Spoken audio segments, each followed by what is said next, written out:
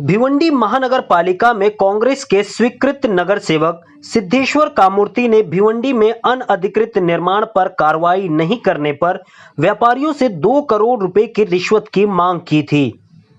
मिली जानकारी के मुताबिक सिद्धेश्वर कामूर्ति ने पद्मा नगर इलाके में अनधिकृत निर्माण के खिलाफ कार्रवाई न करने के एवज में व्यापारियों से 2 करोड़ रुपए की रिश्वत की मांग की थी।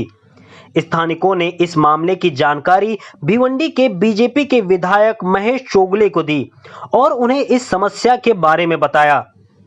समस्या के बारे में जानने के बाद व्यापारियों ने एंटी करप्शन ब्यूरो की टीम को सूचित किया।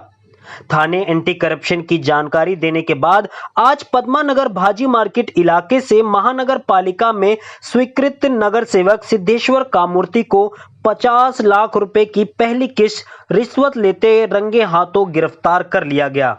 वहीं भिवंडी इलाके के पद्मा नगर के मुख्य बाजार पेट में विभिन्न कार्यकारी सेवा सहकारी समितियों ने भिवंडी महानगर पालिका की अनुमति के बिना भिवंडी शहर के पद्मा नगर मुख्य बाजार में 67 अनधिकृत दुकानों का निर्माण कर लिया था, जिसको लेकर स्वीकृत नगर सेवक सिद्धेश्वर कामूर्ति ने इसकी शिकायत मासूम मंत्री बाला साहेब थोरात से की थी। मोजे कामतघर सर्वे संख्या 42A3 राजस्व विभाग के नाम पर किसानों के विकास के लिए सोसाइटी को दिया गया था। धान मिल 15 साल से बंद थी और जमीन का व्यावसायिक उपयोग शुरू किया गया था। इसी बीच भिवंडी महानगर पालिका वहां सड़क को चौड़ा कर सीमेंट कंक्रीट रोड का निर्माण कर रहे थे। पार्षद सिद्धेश्वर कामूर्ति ने आरोप लगाया था कि उन्होंने 67 दुकानों को बनाकर उसे 20,000 रुपए प्रति स्क्वायर फुट में बेचकर 50 से 60 करोड़ रुपए की हेराफेरी की। स्वीकृत नगर सेवक सिद्धेश्वर कामूर्ति ने भिवंडी महानगर पालिका में लिखित शिकायत इस अनधिकृत बांधकाम को लेकर की थी और उचित कार्रवाई न करने पर वह कोर्ट की शरण लेंगे और इस अनधिकृत बांधकाम कोर्ट के जरिए कार्रवाई करवाएंगे।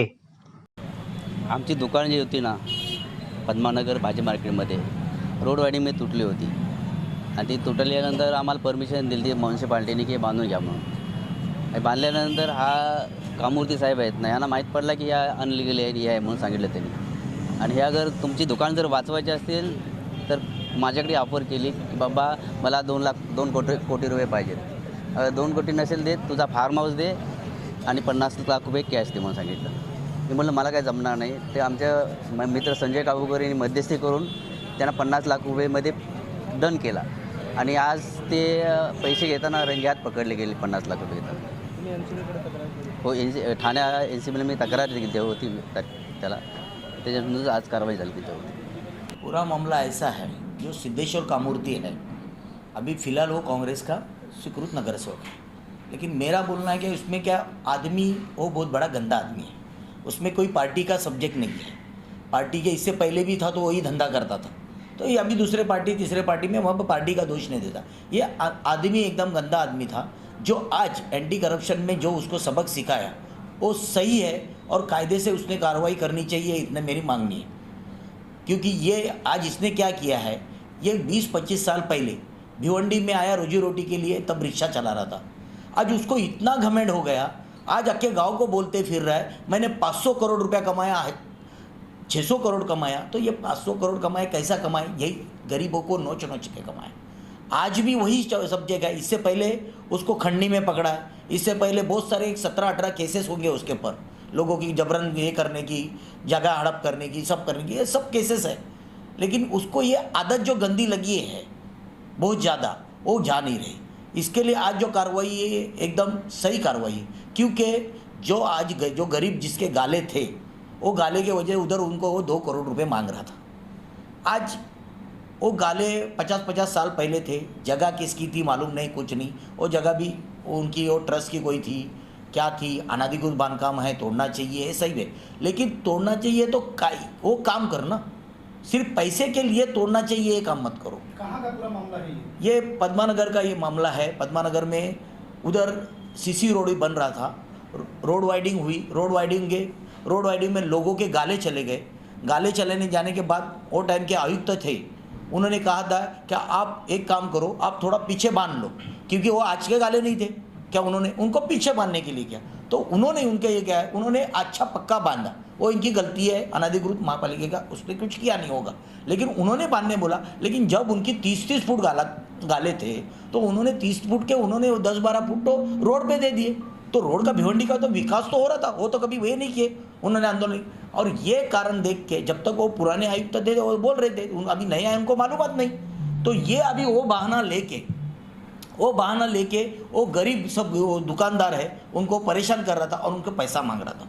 कितना पैसे की मांग रही? उसने 2 कोटी की मांगनी की थी ऐसा बोलते हैं। 50 लाख रुपया लेते हुए उसको पकड़ा गया।